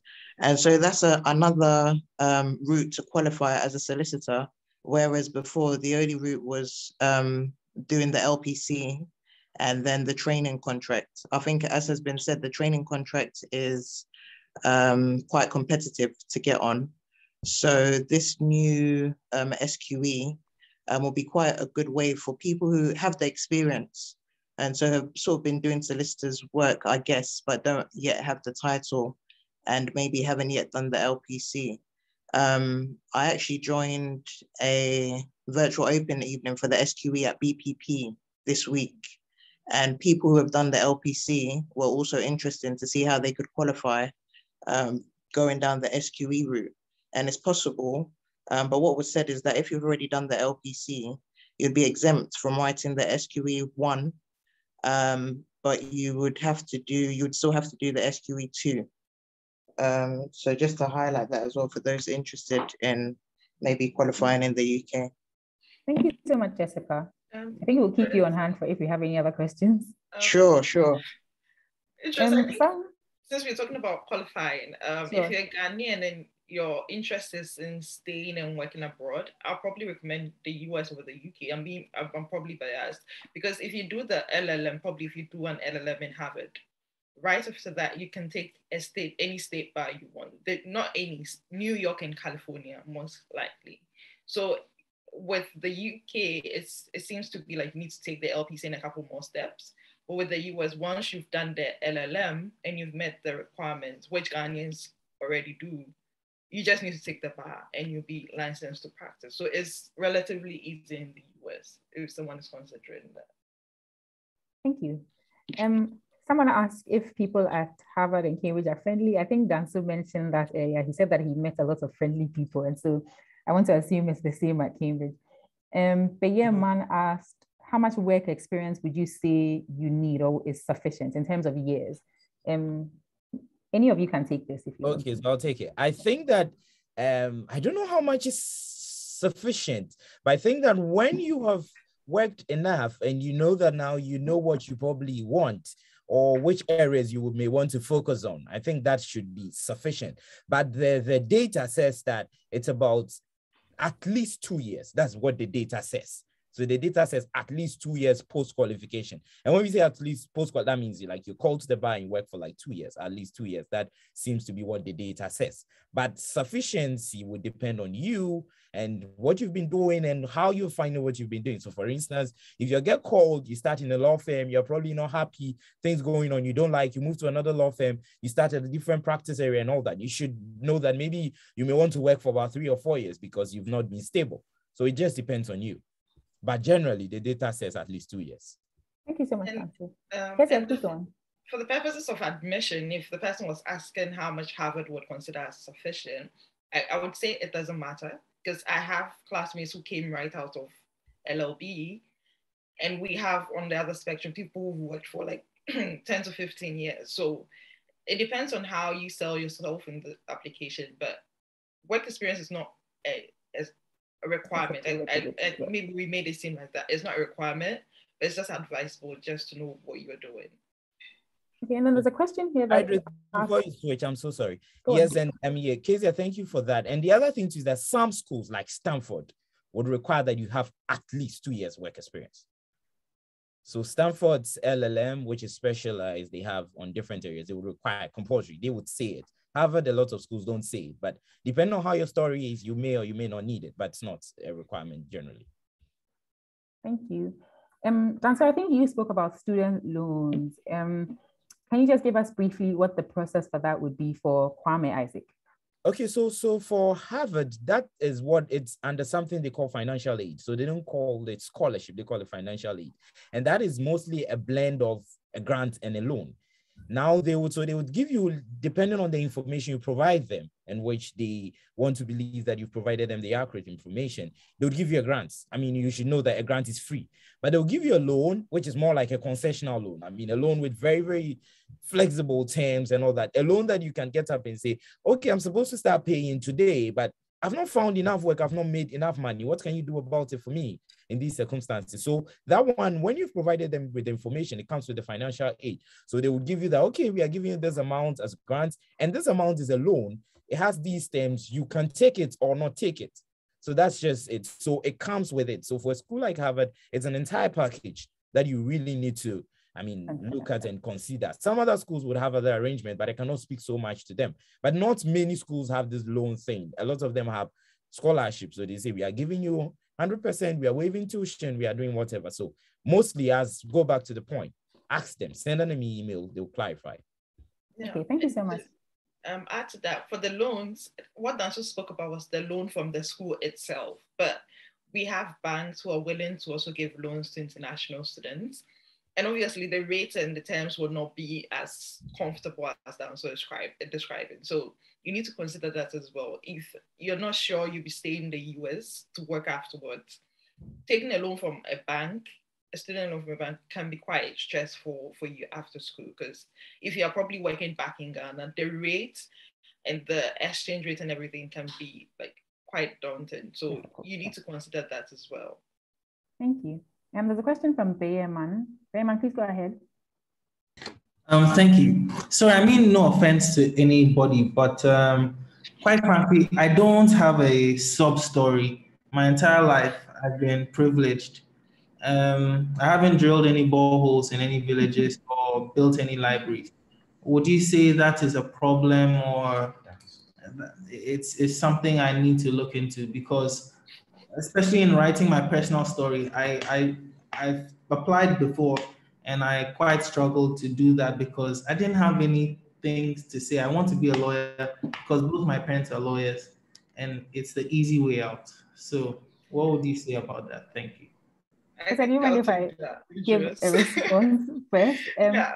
So I would say maybe sorry. I'm in a similar situation as Bayeman, and there's a lot of organizations that you can join that will give you the opportunity to do a lot of charity work. And when I was in secondary school, we did a lot of charity work, and because of the course I was doing. And so all of those things, internships, just random, I used to teach in public schools. So very random things that you don't necessarily have to be from a less privileged background to do, but you can just find these opportunities. And when you have free time, help some students in a library, go and teach at a school, all those things count.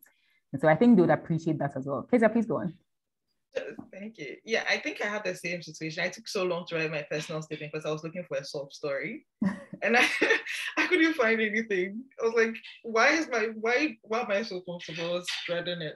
But the point is, sometimes challenges, it's not a sob story they're looking for. It's about your ability to overcome challenges and obstacles. So it doesn't have to be like a terrible upbringing. It could be navigating a work experience, navigating a mood experience, a competition, anything like school. Sometimes you could make the point that when you started school, it was difficult, like getting into the law and being successful in the law. So it could be anything, any obstacle you've ever faced in your life. It doesn't have to be financial specifically. Okay, I want to add something. I actually don't even think that it's really so much about obstacles necessarily. It is a story, your story. So for some people, it could just be that they have just been occupying various leadership positions, going through a lot of, so at a certain point in my life, I mean, I was quite maybe controversial or notorious for not so really good things on KNST campus, like when I was in third year and I was the SRCJC and I was doing all those things. Those things were not dependent on whether I was privileged or not. It was dependent on where I found myself in the leadership role I had to play. So those things, it's not about privilege or anything. And if you want to talk about privilege, I mean, I found out 2 days ago that there's a billionaire who is a student here. And I mean, it's funny, but there are people who probably don't have need for money, but they got admission, which obviously means that if they didn't have need for money, they didn't have any kind of story that would make anyone weep reading it. They didn't have to learn with lanterns, or they didn't have to wake up not knowing what to eat and all that. But they probably got involved in a lot of other things, leadership roles in school, moot court sessions, I mean, doing random stuff, volunteering for whatever it is. So it's not about that kind of story that has to touch you and everybody. Not everybody has that kind of story to tell. And I mean, it is not your fault that you're privileged. It's not your fault that you came to meet generational wealth. No, but that doesn't mean you can do anything for the world. And I don't think that there's anybody, especially for a school with like Harvard, that has a lot of people who probably have so much money, because the money and the endowment fund comes from people who are very rich. So if, I mean, we make it big and we bring money back to the school, and you tell me that just because I was rich, my son cannot come to the school, I mean, it makes no sense. My son also is telling his own story. So there's so many ways. It's not really about overcoming just normal challenges. It's sometimes about navigating issues. I mean, You can have instances where at a very young age, you have to be engaging big people, helping them solve problems. You can be in a committee somewhere that probably you even got into the committee because of your privilege. But in the committee, you were the youngest guy and you made contribution. So in that case, the privilege helped you to make a point. So it's about the story and how you tell it. Thank you, Dancer. Thank you. That's true. And there's a question here from Jude. Can you do an LLM with a third class? I think Kezia and Dancer already mentioned that you don't need a first class to do an LLM. And I don't know how this will sound, but there's a school for everybody. And so that's something you should consider. Definitely do your research and then find out which schools are willing to take you, even with your third class, and then think about all the experience you have to add to it. And you probably get a good school. For that person, I would advise, I know it is not a requirement, but I would advise that work gets involved in some other things. Show that so that when you come out and tell the story, they know that, yeah, you had a first class. But considering what you've been doing and how your professional work has shown and the kind of public service activities and other leadership things you're doing, probably there's something wrong with the education system, or you were having problems while I was in school. So they forget about the fact that you have a third class and they look at those things and think, this is the guy. He had a third class, but he's doing fantastic in professional work. That's very true. That's very true. And there's a question from Ajwa. Can you be a prosecutor in the UK or America as a Ghanaian? In the UK, I know that when you finish the BPTC, you can join the Crown Prosecution Service. You could do your pupillage with them and then go on to become a prosecutor. It's quite difficult, but I know a number of people who have done it. Kezia, do you mind letting us know how it is in America? I think you would normally follow the normal process. If you become, as I mentioned, it's quite easy to qualify here. Once you pass the bar exam, you need to write the bar exam. And once you become the lawyer and meet the minimum requirements, I assume it will be quite easy to get. Not easy, but you would follow the normal procedure that the citizens who are also lawyers would follow as well. I think another thing to note is not being a citizen in the UK has more stringent rules than it does in America, I believe. And so that's something to consider, because you probably have to pay extra money or have extra money to be able to be and work in the UK as opposed to America. There's a question from Nanado, which says, I have a question on how to fund application fees if you're considering applying to more schools, since the application fees can be quite expensive when applying for more than one. Kezia, you did mention that you applied to lots of schools. So I paid it out of my own pocket, but I know that there's Harvard, Columbia, Cornell. I think most of the Ivy Leagues have a program where you can do an application fee waiver. So you give a short statement about why you can't afford to pay the application fee, and they will waive it for you. So as you're sending me, you will send the application fee waiver ahead of your application. And once they consider and get back to you, then you can submit it for free. So if you don't have money to fund all the various application fees, you can look into that as well.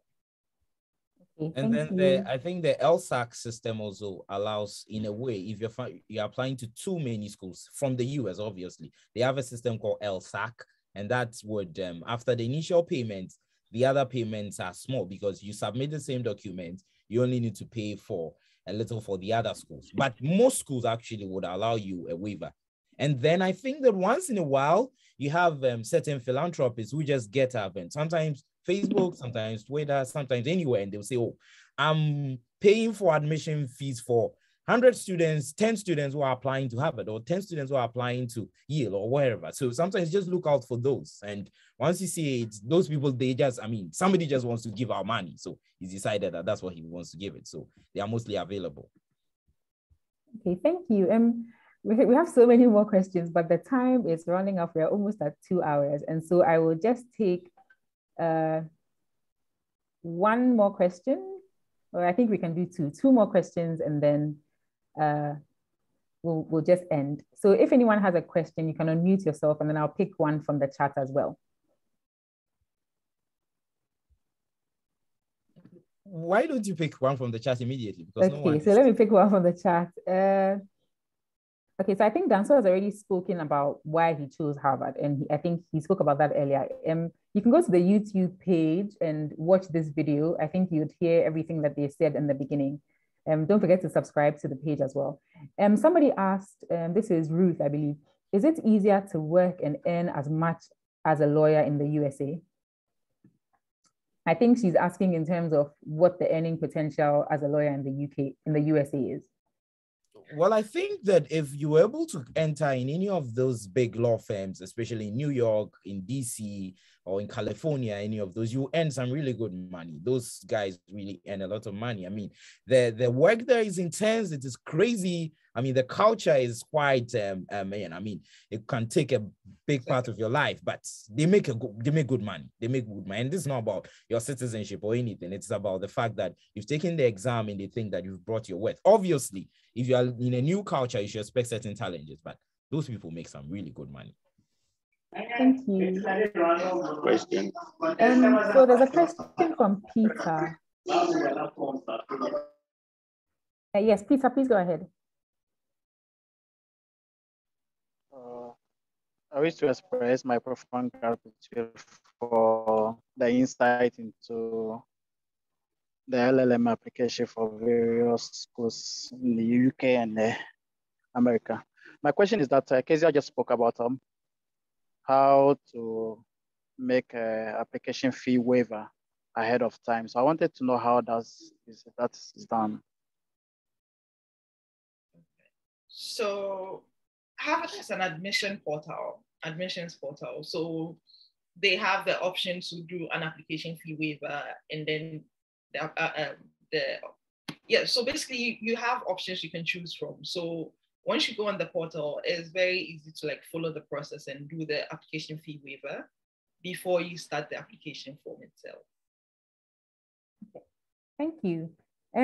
So I see that there's lots more questions, and you can just follow the Lawyer's Diaries on YouTube, on Facebook, on Instagram, and just send them a message. They'll respond to you. You can get the email addresses of any of the participants today.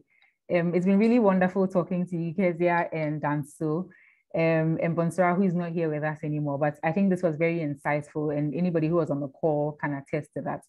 So thank you so much for joining us. But I think we've taken enough of your time, and we probably have to bring this call to an end. So I just want to say thank you to everyone who joined, and thank you to you as well. You're welcome, Major. Thank you so much. Thank you for having us.